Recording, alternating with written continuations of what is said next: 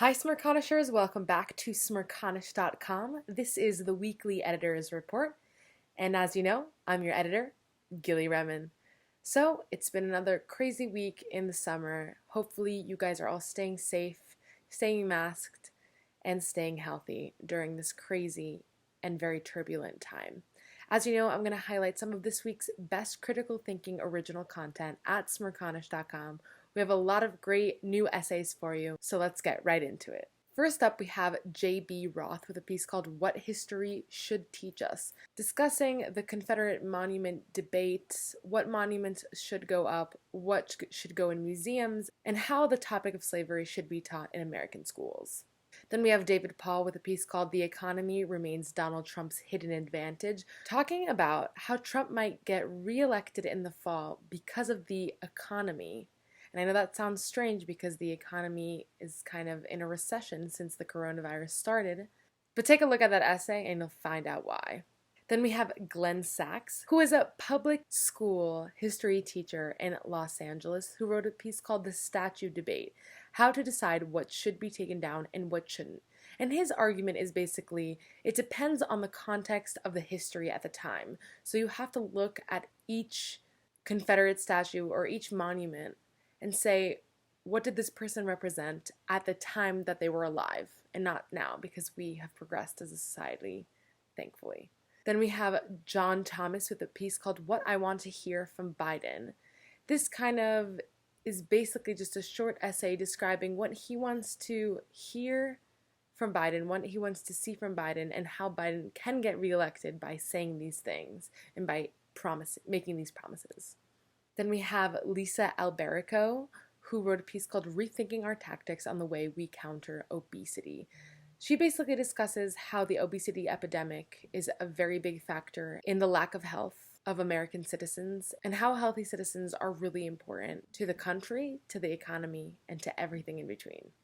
Then we have Zachary Karzai, who wrote a piece called Trump Has Fortified American Sovereignty Through His Negligent Response to Coronavirus, discussing in the bigger picture how the globe sees American response to the coronavirus and how American foreign policy is going to be impacted for many years to come.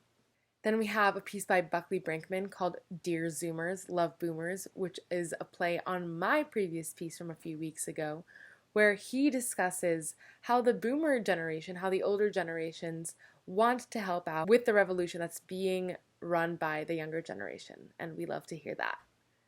Then we have Stephen Citroni, who wrote a piece called The Importance of Proper Quarantine, discussing how other countries are doing a really good job social distancing, quarantining their residents, and making sure everybody's getting what they need, and how America needs to do a better job of quarantining, wearing masks, and all the precautions that we need to take in order to stop spreading the coronavirus. Then we have a piece called Dear Joe, Pick the Right VP from Diane Karagiannakis. And she basically kind of makes the case that Biden needs to pick the best VP to get him elected and not anything else. Then we have Jimmy Collins, who wrote a piece called How America is Vacationing in a COVID World, discussing his vacation plans this summer and how he had to switch and go domestic and maybe even get into an RV. So check out that really fun piece. Then we have a really cool piece, an audio essay, the first of its kind at smirconish.com by our legendary former intern, Anthony Mazzarelli, Dr. Maz, as we call him here, with an audio essay called Should a School Named in Part After Robert E. Lee Change Its Name?, discussing how Washington and Lee University might need to rename and rebrand for a better future, but also take into account the past and the really great culture at the school.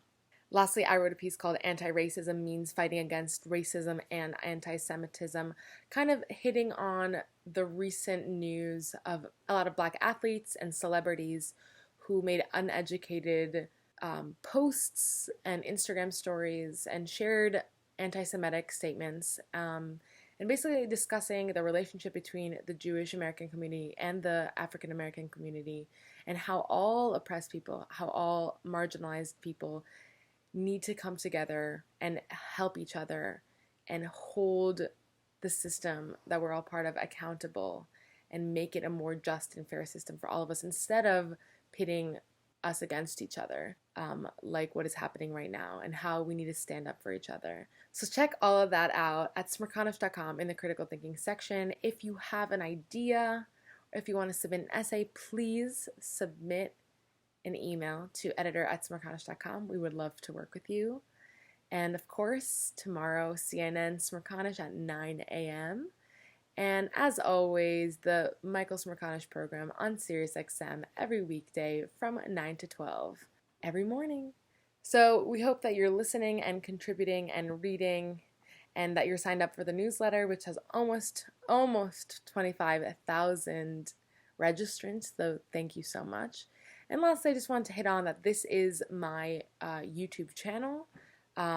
We deleted the smirconish.com YouTube channel to make things less confusing for everybody. So if you want to hit a subscribe to my channel, you'll be seeing all the next editors' reports that'll come out in the next coming weeks and my work after Smirconish. So have a great weekend. Thank you so much. See you next week.